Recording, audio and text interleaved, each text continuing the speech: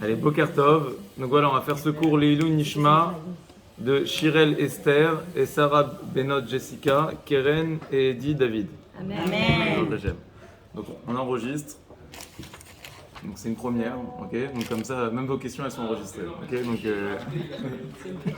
On parlera pas. alors, regardez, on va essayer de voir ensemble le lien qu'il peut y avoir entre la fête de Shavuot Bezrat Hashem et le roi David, d'accord. Donc vous savez tous très certainement qu'on va lire la Megillah de Ruth le jour de Shavuot, d'accord. On a l'habitude de lire la Megillah de Ruth. Pourquoi? Une des raisons pour lesquelles on lit la Megillah de Ruth, c'est qu'à la fin de la Megillah, on nous apprend que cette femme a été à l'origine, d'accord. Donc c'est la genèse, si vous voulez, de la royauté divine, de la royauté de David, d'accord. Donc on a à la fin, vraiment c'est les derniers versets du livre, on nous révèle le secret que Ruth a été la mère, grand-mère, arrière-grand-mère de Ishaï qui était donc le père de David. Alors j'aimerais m'arrêter un petit peu avec vous sur le personnage de David, pour essayer de comprendre qui il a été, et essayer de comprendre un petit peu en quoi il est lié à la fête de Shavuot, et quel éclairage il peut nous donner sur la fête de Shavuot. Alors, il y a une Gemara qui est connue, c'est une Gemara qui se trouve dans Maseret Shabbat, à la page 30, et la Gemara là-bas, elle nous parle des derniers instants de David Améler. Alors David Améler, il a eu une demande assez originale. Il a demandé à Hachem, c'est écrit dans les Télim, Odieni Hachem Kitsai ou Midat Yamai. Et il lui a dit, Hachem, je t'en supplie, fin de sa vie, il lui dit, dis-moi quand est-ce que je vais mourir. Je veux savoir quand est-ce que je vais mourir. Ouais. Est-ce que c'est quelque chose de positif de savoir, parfois il y a des gens, là, nous, ils sont malades, on leur dit, voilà, il te reste un mois, il te reste 2 semaines, il te reste une semaine, d'accord? Est-ce que c'est quelque chose de positif ou pas? De savoir. Hachem, il a une règle, il s'est fixé une règle, il lui répond non. Il lui dit, Amar David Finakadosh Baruch Hu Ribono Shel Olam Odieni Hashem Kitsi Amar Lo Gzera Im Ilefanai. C'est un décret que je me suis fixé. En Modin Kitso Shel Basar Vadam ou Midat Yame Mahu. Et on ne peut pas dire à une personne quand est-ce que va être sa fin. La Mishnah elle nous dit Shuv Yom Echad Lifne Mitatra. Tu dois faire tes chouvas un jour avant ta mort. C'est-à-dire quoi faire chouvas un jour avant sa mort? Ouais. Tous les jours. Alors, c'est une manière de te dire, vis chaque jour Comme si c'était le dernier. D'accord? Vis chaque jour comme si c'était le dernier. Et donc, en réalité ici, derrière cette Gzera d'Akadosh Baruch Hu, il y a toute une philosophie, tout un concept où on te dit que si tu vis en sachant que ça va se finir, si tu as les yeux projetés sur la fin, tu ne prends pas le temps et le bonheur de vivre l'instant présent. Et donc, quelque part, une fois on raconte que quelqu'un qui est venu voir un Rav, il lui a dit « Rav, je t'en supplie, je suis omnibulé par ça, je veux savoir quand est-ce que ça va être. Dites-moi quand est-ce que ça va être, je veux savoir combien de temps il me reste. » Et le Rav, il lui a dit « Mais avant de savoir quand est-ce que tu vas mourir, est-ce que tu t'es déjà posé la question, quand est-ce que tu as vécu ?» Parce qu'on ne peut pas vivre quand on est toujours plongé sur la fin de la chose, sur quand est-ce que ça va se finir.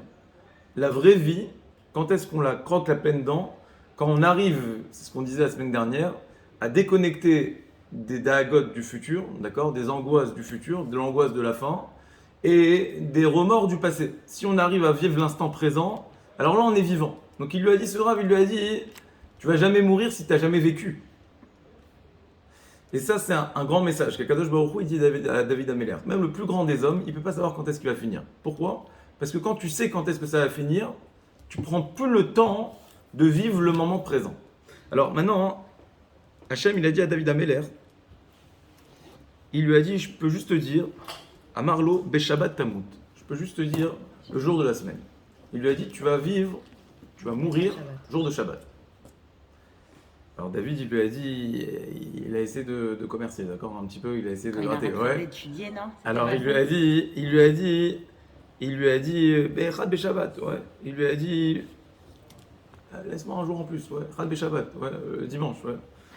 Alors il lui a dit non, Gvar Yivgia Malchut Shlomo Bincha, Ven Malchut Nogad de Chaverta. La Malchut de ton fils Shlomo est déjà arrivée, et on a un grand principe que les deux Malchuyot, les deux royautés ne peuvent pas s'entremêler, d'accord? C'est-à-dire que le temps est fini, le temps imparti qui t'était réservé est fini, et maintenant c'est la Malchut de Shlomo. Alors il lui a dit, bon alors, il lui a dit, Hachem, il lui a dit, Il lui a dit, par contre, je ne peux pas t'enlever un jour. Même un jour en moins, je ne peux pas t'enlever. Je ne peux pas te faire partir le vendredi. Pourquoi? Ki tov yom bachatzerecha me'alev bacharti. Ta présence et ton limud Torah est plus cher à mes yeux, mais Aleph, que 1000. C'est quoi 1000? Que 1000 holot, que 1000 korbanot que Shlomo Améler va m'apporter chaque jour. Donc, autrement dit, la présence de David, elle était nécessaire jusqu'au Shabbat, mais il ne pouvait pas franchir cette limite du Shabbat. Et donc, la Gemara, elle raconte l'histoire, la fameuse histoire, où David Améler, chaque Shabbat, il étudiait, pour empêcher le Yetzer Hara de tourbillonner autour de lui et de le prendre à ce moment-là. Et là, il l'a déconcentré en faisant bouger les arbres qui étaient dehors. David Améler, il a été voir ce qui se passait par la fenêtre, il a trébuché dans les escaliers et il est mort de cette manière. Ça, c'est l'histoire de David Améler. Donc, dans cette Gemara, en somme, qu'est-ce qu'il y a écrit? Il y a juste écrit que la mort de David Améler, elle devait coïncider avec le jour, quel jour de Shabbat. Maintenant, on a une deuxième Gemara qui se trouve pas dans le Talmud de Babylone, mais dans le Talmud d'Yerushalmi, qui nous dit que ce jour de Shabbat où David Améler est mort, c'était pas un jour anodin, c'était aussi Shavuot, Atzeret. Donc David Améler, il est mort, Shabbat, jour de Shavuot. Et il fallait que ça se passe de cette manière. Il n'y a rien ici de conjoncturel, ça devait se passer de cette manière. David Améler, il devait mourir jour de Shabbat et jour de Shavuot. Pourquoi? Quel rapport entre David, qui incarne la royauté, et ce qu'on va faire à Shavuot, on va recevoir la Torah. Quel rapport il y a entre David, la royauté, et la Torah le jour de Shavuot? Alors, avant de comprendre ça, j'aimerais m'arrêter avec vous. J'ai pris sur moi, j'ai traduit avec moi un Teilim, d'accord? Si je vous demande, dans votre tête, David Améler, vous avez l'image d'un guerrier, d'un combattant ou d'une personne qui était fragile, qui était fébrile, qui était sensible? Alors, un poète. Oui. Ouais. Alors, à quoi vous pensez quand vous pensez à David Améler? Vous l'imaginez comme un grand guerrier? Vous l'imaginez comme une âme fragile, d'accord, sensible, poète disparu? Non, pas moi. Alors, tout ce qu'il a écrit, on va dire que c'est très bon. alors, Ah non, c'est un poète. Et puis la harpe, la lyre, c'était... alors, c'est intéressant voilà, les réactions. Parce qu'en réalité, il avait les deux faces. quand on regarde. Il était roux, il avait le sanguin et la poétesse. Il était poète. Alors, quand on regarde le visage de David, d'accord, et qu'on essaye d'interpréter les différents aspects de sa personnalité, on a l'impression vraiment qu'il souffre d'un trouble de la personnalité, d'accord? Ça veut dire que, d'un côté, il y a le David des Teilim. Le David des Teilim, alors vous lisez les Teilim, d'accord, mais je vais vous traduire un Teilim en français, ok? Voilà, c'est un poème écrit par David Améler. Donc c'est le psaume 22, d'accord? Donc en hébreu, David il dit comme ça: Eli, Eli, mon Dieu, lama azavtani, pourquoi tu m'as abandonné? Et t'éloignes-tu sans me secourir, sans écouter mes plaintes? Alors écoutez ce que David Améler il va dire à la fin. Il dit: Elohai ekra yomam velo ta'ane, velaila velo dumyali. Je t'appelle, je crie le jour, tu ne me réponds pas, la nuit, et je n'ai point de repos. Après, il dit: Ve'ata kadosh yoshev teilot Israël, et pourtant, tu es le saint, tu sièges au milieu des louanges d'Israël. Becha batrou avotenu, batrou vetefalem etemo. Ils criaient à toi, ils étaient sauvés. Ils se confiaient en toi, et ils n'étaient point confus. Et là, c'est la phrase à laquelle je veux arriver. Il y dit: Va'anochi tolat. Écoutez cette phrase. Elle est très forte, et essayez de l'adapter à vous. Est-ce que vous serez capable de dire ça sur votre personne? D'accord? Je ne parle pas avec des hommes robustes, ok? Je parle avec des femmes, ok? Et même cette phrase, elle est quand même assez poignante, d'accord? Surtout venant d'un homme. Il dit: Va'anochi tolaat velo ish, cherpat adam ou bzoui am. C'est quoi tolaat? Alors traduction, David Améler, il dit de lui-même. Écoutez bien, on est en train de parler de David Améler, d'accord? Le roi des rois, d'accord? Et David Améler, il dit: et moi je suis un ver, et non un homme. Il dit: David Améler, je ne suis pas un homme, je suis un ver. L'opprobre des hommes et le méprisé du peuple. Donc David Améler, il est en train, dans ce Teilim, mais en réalité, tous les Teilim, c'est on est en train de relater l'état d'âme de David Améler, qui était parfois dans un désarroi le plus total. Il s'en remet complètement à Kadosh Baruch Hu, mais il va jusqu'au paroxysme, jusqu'au bout de l'effacement. Non, David Améler, il s'est effacé. Il a été capable de dire cette phrase Anochi tolaat velo ish. Je suis un ver de terre. Qui c'est qui peut dire sur soi je suis un ver de terre? C'est très dur de dire ça. Ouais. Ça veut dire que tu te considères comme rien du tout. La dernière des poussières. C'est ça le roi d'Israël. C'est ça qu'on attend d'un roi à Mavdil. Mais imaginez qu'un président, un homme fort qui est censé incarner la puissance, qui est censé rassurer, il va dire de lui je suis un ver de terre. Il y a ici un paradoxe total entre ce que David devrait incarner, le roi, la force, la puissance, le guerrier, et ce qu'il est en train de dire qu'il est dans les Tehillim. Comment on peut comprendre ce paradoxe? David Améler, dans Shmuel, dans le livre de Shmuel, d'accord? Lorsqu'on parle de David Améler, la première fois qu'on parle de David Améler, comment il est décrit? Alors je vous lis le verset, où la première fois on va parler de David Améler. Quand est-ce que David Améler, dans le Tanakh, il rentre en jeu, et comment on va le présenter dans le Tanakh? Alors c'est un verset qui se trouve dans Shmuel Aleph, et là-bas il y a écrit comme ça, Vaya'an echad me'aneharim, il y a un des jeunes hommes qui s'est proposé. Donc Shaoul Améler, il avait mis en quoi? En lice. En lice, voilà, pour marier sa fille, d'accord? Il avait dit tout celui qui va combattre contre Goliath, je lui donnerai ma fille en épouse. Et voilà que Vayan Enad Echad Me'aneharim, un des jeunes hommes s'est présenté. Vayomer Ineraiti Ben le Ishai. Je connais un des enfants de Ishai. Ishai qui était donc le père de David. Bet al-Achmi, de la maison de l'Achmi. Yada Nagen. C'est un homme qui sait Nagen, qui sait musicien. Ve Gibor Chail. Et c'est un homme, Gibor, qui est fort. Chail, qui est engagé dans l'armée, dans les combats. Ve Ish Milchama, un homme de combat. Ve Navon Davar, et un homme stratège, d'accord, qui a des compétences. Ve Ish Toar, et un homme qui a de la splendeur, qui a de la tenue. Va Hachem Imo, et Dieu est avec lui.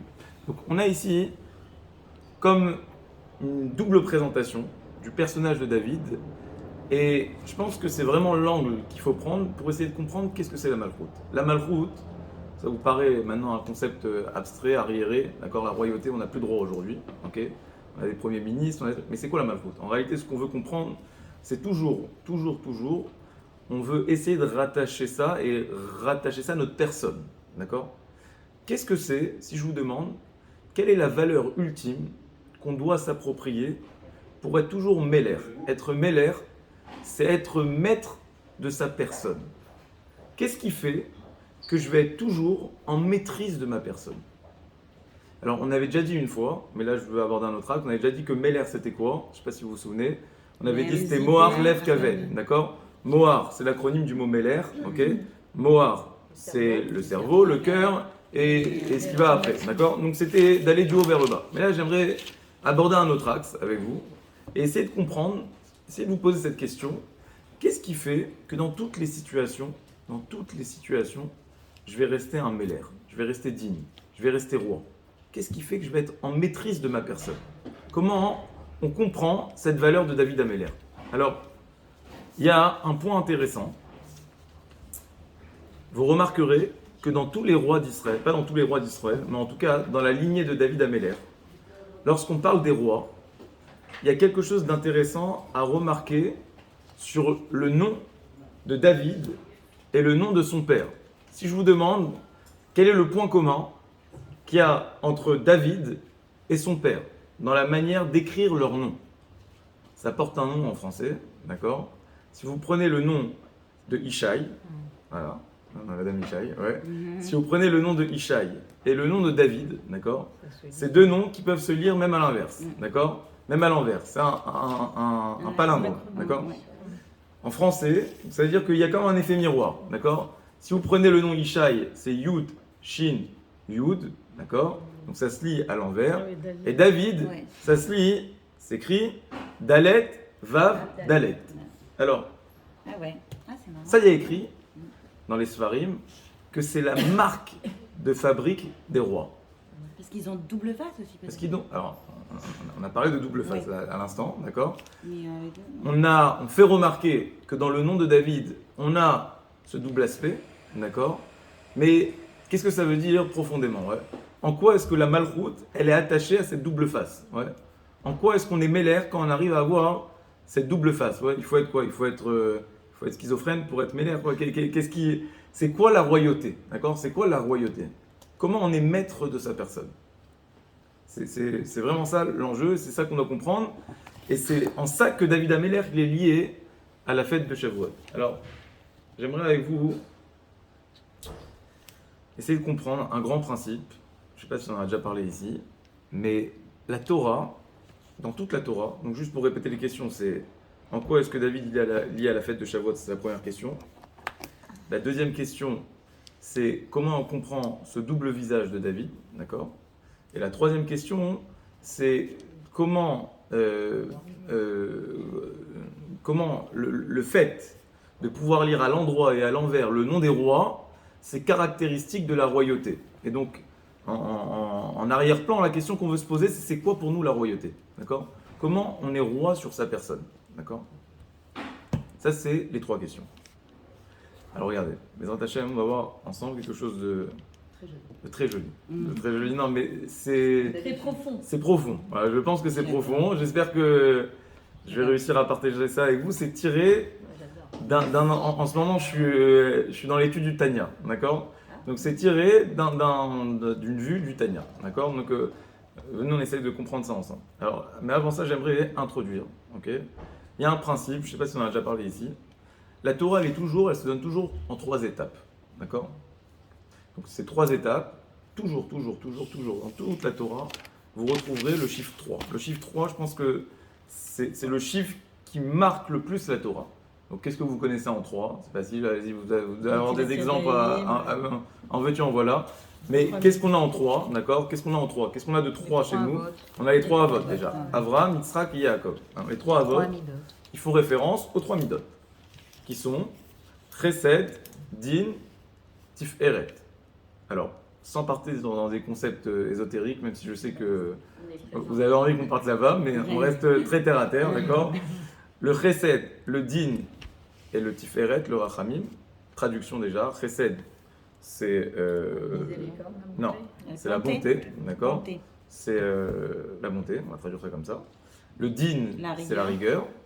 Et le Rachamim, d'accord, c'est la miséricorde, mais en réalité c'est la somme, c'est le cumul des 2 premiers, d'accord? Donc Abraham, par exemple, le personnage de Abraham, c'était un personnage qui était plein de chesed, qui était ouvert, qui avait la tente ouverte aux 4 coins du monde, qui faisait du chesed, Arnasat Ochrim. Donc quand vous pensez à Abraham, vous pensez à un visage souriant, n'est-ce pas? Par contre, Yitzhak, c'était le din. En quoi c'était le din, Yitzhak? C'était la rigueur, c'était l'annulation, c'était le respect de la loi. C'est celui qui s'est sacrifié. Sacrifié pour Dieu. C'est le din, c'est la rigueur. Je respecte, je m'efface, je m'annule totalement. Donc il a été aux antipodes de son père. Et puis après, il y a Yaakov. Yaakov, il a réussi à tirer le bon de Abraham, le bon de Yitzhak. Et c'est dans ces 2 ressources qu'il a puisé la force de trouver ce qu'on appelle Emet. Emet, c'est quoi? C'est la vérité, d'accord? La vérité, c'est toujours dans la demi-mesure. La vérité, elle n'est jamais extrême, d'accord? La vérité, c'est toujours réussir à associer 2 facettes, d'accord? On n'est jamais dans la vraie quand on est à un parti pris totalement, d'accord? Pour être dans le vrai, il faut réussir à avoir une vue d'ensemble. C'est pour ça que quand vous prenez le mot émet, d'accord? Vous avez la première lettre de l'alphabet, la dernière lettre de l'alphabet et la lettre du milieu. Il y a combien de lettres dans l'alphabet? Il y en a 27 en tout, d'accord? Il y en a 22 plus 5. Si vous rajoutez les lettres sophiotes, d'accord? Donc vous arrivez à 27 lettres. La 14e lettre, c'est la lettre même, et c'est toujours ça le émet, d'accord? À l'inverse du sheker, c'est quoi le sheker? Le sheker, shin, kuf, resh, c'est 3 lettres qui sont collées, qui sont shin, kuf, resh, c'est une suite, c'est toujours une petite vue, d'accord? Je regarde dans une lucarne, d'accord? Imaginez que je regarde dans le trou d'une serrure, d'accord? Et je vois quelqu'un en train de porter un couteau sur une autre personne, je dis, ah, il est en train de le suicider, mais en fait non. En fait, il y avait un autre derrière qui voulait le tuer, il était en train de le sauver, d'accord? Ça veut dire que toujours le sheker, c'est quoi? Le mensonge, c'est toujours être séquentiel dans sa tête, d'accord? Prendre une partie. Alors que le émet, c'est ça la force de Yaakov, c'est qu'il a réussi à dire non, la vérité c'est pas d'être bon ou d'être rigoureux, la vérité c'est pas de faire du chesed et d'être gentil avec les autres et d'avoir des bonnes midotes ou d'être un religieux strict qui va appliquer la règle et la loi. La vérité c'est de réussir à faire la part des choses et à réussir de prendre le bon qu'il y a des deux côtés. Réussir de prendre le chesed, réussir de prendre le din. Très bien. Donc ça c'est Yaakov Avinu, c'est la trilogie, la fameuse trilogie par laquelle on se construit. Maintenant ça, ce qu'on veut comprendre et ce qu'on doit comprendre, c'est que c'est toujours un processus. La Torah, elle se donne toujours en 3 étapes, en 3 niveaux. Une étape, l'une après les autres. D'abord, Akadosh Baruch Hu, il nous donne le chesed. Après, il se retire totalement. Il nous laisse dans le din, dans la rigueur. Et après, c'est à nous de joindre les deux bouts. Donc on va devoir avoir en mémoire tout le chesed qu'Akadosh Baruch Hu nous a donné. Il nous donne les choses. C'est gratuit. Après, Hachem, il se retire. Et là, il te dit maintenant, à toi de te construire. D'accord ? Moi, je t'ai donné les moyens. Je t'ai donné les ressources. Puise au fond de toi, parce que dans ce que je t'ai donné, dans le chesed que je t'ai donné, tu vas réussir à te construire et à te reconstruire. Très bien. Ça, c'est un principe général. Je pense qu'on en a déjà parlé ensemble. Ok ? Mais c'est vraiment le principe de la Torah. C'est-à-dire, toujours, vous verrez dans votre vie, vous pouvez tout décomposer en 3 étapes. D'accord ? Le rapport avec Dieu, il est toujours en 3 étapes. C'est jamais comme ça. Jamais il te laisse en galère au début, ou jamais il te donne tout le temps. Non. Toujours il va te donner, après il va se retirer, après à toi de joindre les deux bouts. D'accord ? Avraham, Yitzhak, Yaakov. Chesed, Din et Rachamim. Voilà. Enregistrer ce concept, c'est une clé de vie. Maintenant, si on continue, on essaye d'aller un peu plus loin. On a appris, la semaine dernière, il me semble, que la Torah aussi, elle nous a été donnée par 3 clés. C'est quoi les 3 clés par lesquelles on a reçu la Torah ? La Torah, elle nous a été donnée par 3 éléments, qui sont l'eau, le feu et le désert. L'eau, le feu et le désert. L'air. Dieu, il nous a donné la Torah par l'eau, par le feu et par le désert. Où est-ce qu'il nous a donné la Torah par l'eau, par le feu et le désert, Akadosh Baruch Hu ? Où est-ce qu'on voit que Hachem nous a donné la Torah par l'eau, par le feu et par le désert ? Quand est-ce ? Quand la pluie, elles sont... Quand est-ce qu'il y a eu l'eau ? Quand est-ce qu'il y a eu le feu ? Quand est-ce qu'il y a eu le désert ? Le feu, c'était... Bon, le désert, on a reçu la Torah dans le désert, très bien. Le feu, c'était ce qui suivait toujours les Bnei Israël. Le feu, lorsqu'on a reçu la Torah au moment du matin de Torah, c'était habillé, kolot ou vrakim, il y Même il y a avait... des colonnes de feu tout le temps pendant... Mais où est-ce qu'elle est l'eau ? Et l'eau, c'est... Où est-ce qu'elle est l'eau ? Bah, il pleuvait Où est-ce peut-être qu'on a- en même temps. Chamaï. qu'il y avait En les même temps- éclairs. Bah ouais, s'il y a l'orage, comme ça, moi j'imagine la pluie avec le feu des éclairs. Ouais, non et Bien la Torah, c'est l'eau. Alors, là, ce que vous dites, c'est que la Torah elle est comparée à l'eau, le feu Ouais. et le Aussi, désert. mais- Moi, je dis non. On a reçu la Non. Torah par l'intermédiaire de l'eau, du feu et du désert. Alors, ce que j'aimerais avec vous... Myriam. ce que- Le feu de Myriam, non de la mer. Il a fait mal. Alors, Ouais, ce que, l'histoire, ce que j'aimerais avec vous... de la mer. On était déjà en... Alors, ce que j'aimerais avec vous, c'est essayer de comprendre, ok, sans que vous perdiez le fil, d'accord. Mais on a 3 étapes, d'accord. Toujours 3 étapes. Maintenant, de la même manière, on a 3 fêtes dans l'année, n'est-ce pas? Quelles sont les 3 fêtes? Shalosh Regalim. Les 3 fêtes dans lesquelles on se construit, on se retrouve avec Dieu, on allait au Beth Amikdash.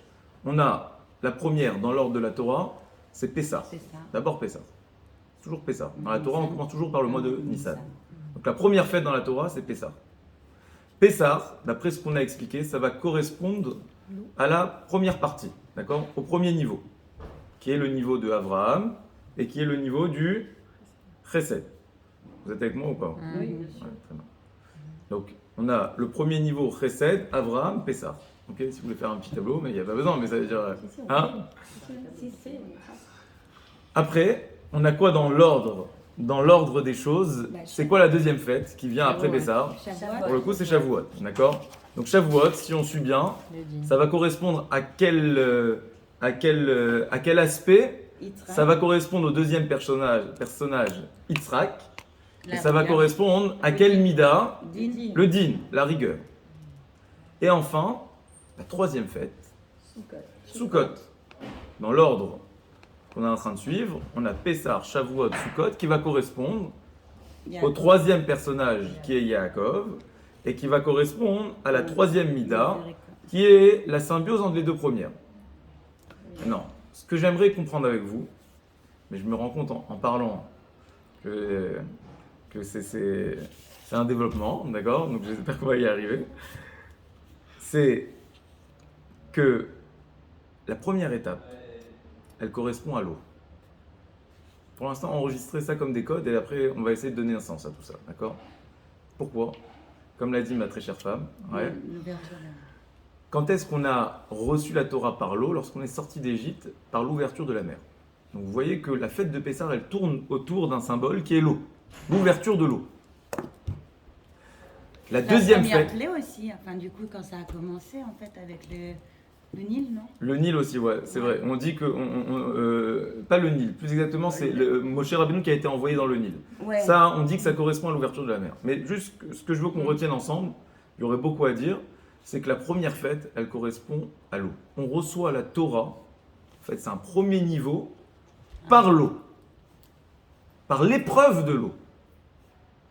Le deuxième niveau, on va recevoir la Torah à Shavuot par l'épreuve du feu. Et enfin, le troisième niveau, on va recevoir la Torah à Sukkot par l'épreuve du désert. Alors essayons de comprendre ensemble, qu'est-ce que c'est? Alors à Shavuot, il y a deux. Il y a l'eau et le feu quand même. Il n'est pas avant l'eau. Non, à Shavuot, il vient après l'eau. Pessah vient l'eau, Shavuot donc c'est le feu et Sukkot c'est le désert. La colonne de Voilà. feu. Ce que j'essaie de comprendre avec vous, c'est que on a reçu la Torah, on reçoit la Torah. Chaque année on reçoit la Torah, d'accord? Mais ce que nous enseignent les Chachamim, c'est que si tu veux véritablement faire corps avec la Torah, recevoir la Torah pour de vrai, tu dois passer par ces trois niveaux, par ces trois étapes, qui correspondent aux trois fêtes de l'année. Qui sont la fête de l'eau, si vous voulez, on a traversé l'eau, qui est Pessah. La fête, on a traversé les flammes, on a reçu la Torah dans les flammes, qui est Shavuot. Et la dernière fête, qui est la fête de Sukkot, qui est la fête du désert. Pourquoi le désert? Sukkot, on a des tentes, on construit des cabanes, on construit des Sukkot, et ces Sukkot, elles viennent nous rappeler justement toutes nos pérégrinations, tous nos voyages, tout ce qu'on faisait dans le désert. Donc le fait d'habiter dans le désert. Alors essayons de comprendre ensemble, qu'est-ce que c'est ces trois niveaux? Qu'est-ce que c'est l'eau? Qu'est-ce que c'est le feu? Et qu'est-ce que c'est le désert? Et comment passer d'étape en étape pour véritablement recevoir la Torah? Okay? Ça c'est l'énigme du jour, d'accord? Le feu, l'eau et le désert, étapes l'une après les autres, qu'on va devoir traverser pour faire corps avec la Torah. Mais c'est la vie aussi. L'eau, c'est la naissance, non? Par rapport à un être humain. Et pourquoi l'eau, c'est la naissance? L'eau, c'est la vie. Et le bébé, il avait besoin d'eau pour vivre aussi dans le ventre de sa mère. Et après le feu, quoi? Dès qu'il sort, il y a... J'ai fait l'eau. Et après, en fait, le feu, c'est l'adolescence. Enfin, pour revenir un peu à ce qu'au cours de la semaine dernière. Ah, on avait dit les étapes, on avait dit. Et après, le désert, non. C'est le mariage. C'est bien tenté, mais ça n'arrive pas au bout. Ouais, ça va à l'eau. Ça va à l'eau. Alors, moi, l'eau. Un truc avec alors ce que j'aimerais comprendre avec vous. Non, l'eau, c'est malléable. Hein? L'eau, c'est malléable. Honnêtement, il y aurait plusieurs manières. Il y aurait plusieurs manières d'aborder le sujet, d'accord? J'ai choisi un angle. Voilà. C'est un angle. Hein? Non, c'est pas une chita, c'est un angle. Je vous ai dit, c'est tiré d'un des enseignements du Tanya, mais je pense que c'est un angle qui va nous parler, qui va nous essayer de nous permettre de comprendre le lien avec David Ameller en réalité. D'accord? L'eau, la différence entre l'eau et le feu, c'est que l'eau elle descend vers le bas et le feu il monte vers le haut. D'accord? Toujours. D'accord? L'eau, elle va toujours être aspirée, attirée vers le bas. Alors que le feu, une flamme, elle est toujours tirée vers le haut. D'accord? Maintenant, ce qu'on nous explique, c'est que la première démarche à avoir, quand tu veux recevoir la Torah, quand tu veux te rapprocher d'Hachem, quand tu veux mettre de la ruchni ou de la spiritualité dans la vie, faire rentrer Dieu pour de vrai. Je ne parle pas maintenant d'un faux semblant, de codes, de religion dans lesquels on a été habitué. Vraiment être pénétré par quelque chose de profond et de plus grand que toi. La première démarche à avoir, c'est prendre conscience de ta petitesse face à l'immensité d'Akadosh Baruch Hu. L'épreuve de l'eau, c'est quoi? C'est qu'on a été confronté à la mer. On a été confronté à l'infini. Et on a pris conscience qu'on n'était rien. C'est ça le début, le point de départ. Si tu veux te rattacher à Dieu, il n'y a pas d'autre porte d'entrée. Il n'y a rien. Ça passe par l'éducation très certainement dans la pratique. Mais la vraie porte d'entrée pour trouver la Emouna, pour te rattacher à Dieu, c'est prendre conscience de ton, comme disait David Ameller, Anori Tolaat Velo Ish. David Ameller, le plus grand des hommes, il s'est posé, je ne sais pas, devant un coucher de soleil, devant des étoiles, devant la lune. Il a vu les astres comme Avraham Avinu, qui est le premier, qui correspond au Chesed, qui correspond à Pessah. Et ils ont eu cette démarche de trouver la Emouna. Pourquoi est-ce qu'ils ont trouvé la Emouna? Parce que leur force, ça a été de dire « je suis rien face à la grandeur d'Akadosh Baruch Hu ». Ça, c'est le départ. C'est le point de départ. Celui qui n'a pas cette démarche, il ne commence pas. Il ne commence pas à parler à Dieu. Si tu n'es pas dans l'humilité au début, comme l'eau qui descend vers le bas, comme ces Juifs qui ont été confrontés à l'océan, et se dire « on n'est rien, ça y est, on est fini, on n'est plus rien ». On n'a aucune chance de s'en sortir sans l'aide d'Akadosh Baruch Hu. Et là, Dieu, il les a sauvés. Il nous a tout donné. Tout donné. Tout donné à Pessah. Maintenant, qu'est-ce qui va se passer? Une fois qu'on a eu cette démarche, et c'est ça le miracle de Shavuot, c'est qu'on va passer de l'eau au feu. Une fois que tu es arrivé au plus profond, tu as compris qu'au plus profond de ton être, tu devais tout à Kadosh Baruch Hu. Ça, c'est ce qui va te donner l'envie, comme un ressort, si vous voulez, de trouver la soif de vous rapprocher d'Akadosh Baruch Hu. Ça veut dire qu'un homme, il va véritablement trouver ce ressort, comme il y a comme un effet boomerang qui va se passer. Le Tanya, il appelle ça Kalut HaNefesh et Simon HaNefesh. Kalut HaNefesh, ça veut dire, les chalot en hébreu, ça veut dire que ton âme, elle doit se décomposer, comme si elle doit s'ouvrir, ton âme. Elle doit s'ouvrir devant l'infini d'Akadosh Baruch Hu. Et une fois que tu as accueilli Akadosh Baruch Hu, une fois que, à l'image de l'eau, tu t'es rabaissé totalement, alors là, on ne te dit pas reste un petit, reste la tête baissée, non. On te dit maintenant deviens Ish Milchama. Deviens celui qui va mener les combats d'Akadosh Baruch Hu. Deviens le feu, deviens la flamme, deviens le combat, deviens la fierté, deviens la vérité. Ça, c'est Shavuot. Mais ça veut dire qu'au fond de toi, cette fierté et ce ressort, tu dois le trouver dans l'annulation la plus totale. Sinon, c'est que du faux semblant. Sinon, c'est que de l'ego. C'est que de l'ego. Tant qu'on n'a pas eu ce premier niveau, l'étape de l'eau, on est dans l'ego. On est dans l'ego. Vous savez comment on dit en hébreu « moi » Comment on dit « ani » Ani. Ani, c'est les mêmes lettres que « aïn ». Aïn, ça veut dire quoi en hébreu? Non. Mais non. Avec un aleph. Haine, j'ai rien. Haine, rien du tout. Ça veut dire que si tu veux véritablement savoir exprimer ta personnalité, ta vraie personnalité, tu dois être obligé de passer par ce haine. Ce haine, de dire j'ai rien, je suis rien, je dois tout à Dieu, c'est dans ça que tu vas trouver le ressort de savoir qui tu es. Parfois, c'est dans la vie, elle nous rattrape. On a des échecs, on a des épreuves, on a des difficultés, on a des souffrances. Et ces épreuves, elles sont là pourquoi? Elles sont là pour nous remettre en place, d'accord? Mais surtout trouver cette humilité. Ça veut dire qu'on va trouver ce haine et on va se rattacher à ce qu'il y a de plus profond, de plus sincère, de plus vrai en nous. Il n'y a plus d'artifice. Il n'y a plus d'artifice. On est obligé de se rattacher à ça. Ça veut dire que, la phrase, c'est ça, c'est en faisant cet effort de l'eau qu'on va trouver la vraie flamme qui est en nous. On va savoir qui on est. On va dépoussiérer tout ce qu'il y a autour. On va se vider de l'ego. Et on va se concentrer sur ce qu'on est de manière la plus essentielle. L'eau va nous conduire au feu. Ça, c'est David Ameller. Ça, c'est à Shavuot que ça se passe. À Shavuot, ce revers, on a reçu par la Torah, par les flammes de la vérité, on a véritablement fait corps avec Akadosh Baruch Hu. C'est à Shavuot que ça s'est produit. C'est pour ça que David Ameller, l'homme de la royauté, l'homme des deux visages, c'est cet homme qui avait toujours ce ressort. Être roi, c'est quoi être roi? C'est pas que être roi d'Israël, d'accord? Être capable de s'annuler. Être roi, c'est être capable de toujours trouver le ressort. Toujours trouver le ressort. Même dans l'annulation, même dans les moments difficiles, même dans les moments les plus durs, les plus creux, où on va le plus ressentir le haïn, le vide, c'est là qu'on va, au contraire, on va se renforcer encore plus et on va se rattacher véritablement à ce qu'on est. On va de l'eau faire naître le feu. Et c'est pour ça que David Améler, on disait c'est ça la marque de la malchoute. Pourquoi c'est ça la marque de la malchoute? La marque de la malchoute, c'est pouvoir lire un nom à l'endroit à l'envers. Ça veut dire quoi qu'il se passe, tu vas rebondir.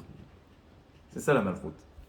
Être roi, c'est être capable de toujours rebondir. Et comme excuse-moi l'image, mais comme un trampoline. C'est-à-dire plus on va appuyer, et plus ça va sauter loin. David Améler, on le lit à l'endroit à l'envers. Il y a des fois dans sa vie où ça allait à l'envers. Mais de ce à l'envers, il va réussir à créer un nouveau ressort, un nouvel esprit, une nouvelle flamme. Toujours, il va retomber sur ses pattes. Ça, c'est la force de David Améler. C'est pour ça que David Améler, il est associé au jour de Shavuot, parce que c'est le jour où on a réussi à trouver ce ressort, et c'est ça le symbole de la malchoute. Et enfin, la dernière étape, c'est quoi? La dernière étape, c'est le désert. Alors, c'est quoi le désert? Le désert, c'est pas un lieu d'habitation. Le désert, c'est un lieu où on avance. C'est comprendre que la vie, c'est ça l'étape de Sukkot, d'accord? Sukkot, on habite avec le Kadosh Baruch Hu. C'est comprendre que ce principe-là, qui peut vous paraître aujourd'hui abstrait, d'accord? C'est une théorie, ok? Mais c'est un concept de vie qu'on doit appliquer à chacun des moments de la vie. On doit vivre avec, on doit avancer avec. Si vous arrivez à vous poser à chaque instant de votre vie, essayez de regarder les épreuves que vous avez au quotidien, les difficultés que vous traversez, si c'est dans tous les domaines de la vie, d'accord? Mais si vous arrivez à appliquer ce mécanisme du ressort, d'accord, ce que j'appelle le ressort, alors vous allez devenir des rois, des reines.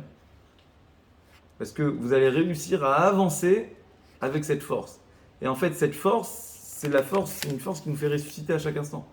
Donc on n'est jamais annulé. Et on devient toujours que plus fort, que plus grand. C'est ça le désert. Le désert, c'est être capable de prendre cette eau et ce feu et en faire une loi qui va m'accompagner toute ma vie, dans tous mes chemins, dans toutes les étapes de ma vie. Ne jamais s'arrêter. Ne jamais s'arrêter, toujours progresser avec ça. Pessah, Shavuot et Sukkot. L'eau, le feu et le désert. Voilà, Bezrat Hashem, qu'on soit toujours en chemin, dans le droit chemin, qu'on arrive vers Israël et qu'on essaye d'utiliser cette clé pour toujours trouver les ressources nécessaires pour se rapprocher d'Akadosh Baruch Hu. Amen. Amen, bravo. Amen, magnifique. Bon, vous étiez plus calme.